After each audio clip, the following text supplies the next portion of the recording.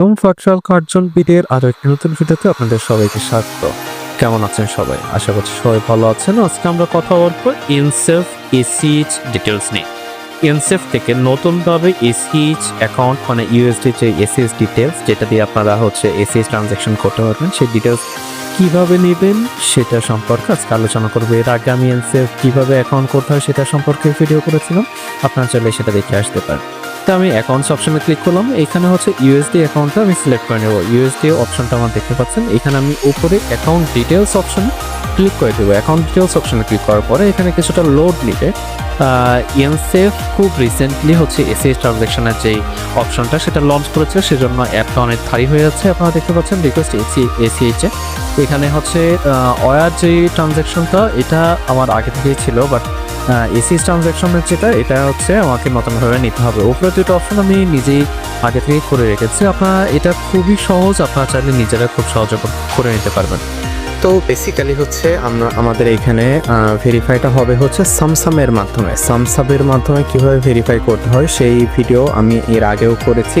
তো ফার্স্টে আমাদের ট্যাক্স রেসিডেন্সি কান্ট্রি দিয়ে দিতে হবে। যেহেতু আমরা বাংলাদেশের নাগরিক, আমরা বাংলাদেশে ট্যাক্স দিব, সেজন্য আমরা দুইটা অপশনে বাংলাদেশ সিলেক্ট করে দেবো। ফার্স্টে ট্যাক্স রেসিডেন্ট, এরপরে আমাদের ন্যাশনালিটি, তারপর নেক্সট অপশনে ক্লিক করে দেবো। এরপর আমাদের অ্যাকাউন্টটা কিছু ভেরিফাই নেবে, তারপরে আমাদের পার্সোনাল ইনফরমেশন, আইডেন্টিটি, এই বিষয়গুলো ভেরিফাই করতে হবে। তো এখানে আমার সামসাব আইডি আগে থেকেই আছে, তাই আমি জাস্ট সামসাব আইডিতে লগ ইন করে নিচ্ছি। তো লগ ইন করে নেওয়ার জন্য আমি কন্টিনিউ অপশনে ক্লিক করে দিলাম। এখানে আমার ইমেইলে একটা ওটিপি যাবে, জাস্ট আমি ইমেইলের ওটিপিটা এন্টার করে দেবো, তাহলেই আমার অ্যাকাউন্টটা ভেরিফাই হয়ে যাবে। বা সামসাবে আমি আগে আমার যে ডিটেলসগুলো দিয়েছিলাম সেইগুলো অটোমেটিক্যালি নিয়ে নেবে।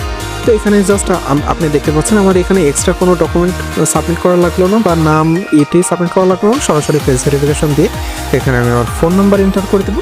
ফোন নাম্বার এন্টার করে দেওয়ার পরে এখানে আমার লোকেশনটা এনাবেল থাকতে হবে। না থাকলে যে হবে না এরকম কিছু না, বাট দেওয়া থাকলে ভালো।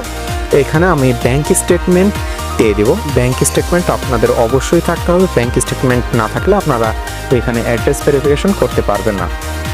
তো এখানে আমার কিছুটা ভেরিফাই নিচ্ছে, তো আমরা ভিডিওটা স্কিপ করে দিচ্ছি কারণ ভেরিফাইতে অনেকটা সময় নিয়েছে। এরপরে আপনারা দেখতে পাচ্ছেন আমার এখানে ইউএসডি অ্যাকাউন্ট ডিটেলস, এসিএইচ ট্রানজ্যাকশনের যে ডিটেলসটা সেটা কিন্তু আমি পেয়ে গিয়েছি। এই এসিএইচ ডিটেলসটা অনেক কাজে লাগে। এই এসিএইচ ডিটেলস দিয়ে আপনারা বিভিন্ন জায়গা থেকে এসিএইচভাবে ট্রানজ্যাকশন করতে পারবেন। এসিএইচ ডিটেলকে এগুলো ইনস্ট্যান্ট চলে আসে।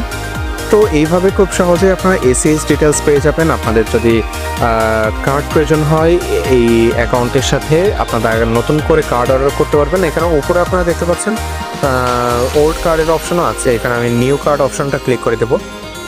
এখানে অর্ডার নিউ কার্ড, এটাতে ক্লিক করে দেওয়ার পরে কিছুক্ষণ লোড নেবে। এখানে আপনারা উপরে আপনাদের আগে ইইউআর একটা কার্ড দিত, সেটাও আপনারা দেখতে পারবেন। সাদা যে হোয়াইট কার্ডটা, এটাও আপনারা দেখতে পারবেন।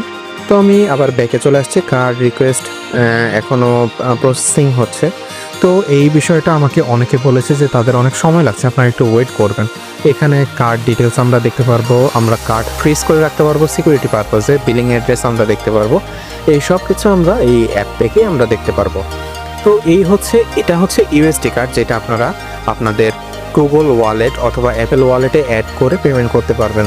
তো এইভাবে খুব সহজেই আপনারা এসিএইচ ডিটেলস পেয়ে যাবেন। এছাড়াও আপনাদের যদি যে কোনো রকম অসুবিধা হয় তাহলে আমার হোয়াটসঅ্যাপে আমাকে নক করতে পারেন। আমি আপনাদেরকে সাজেস্ট করব আপনারা কাইন্ডলি আমাকে কল করবেন না, শুধুমাত্র টেক্সট করবেন। তো আজকের মতো এতটুকুই। ভালো থাকবেন। আসসালামু আলাইকুম।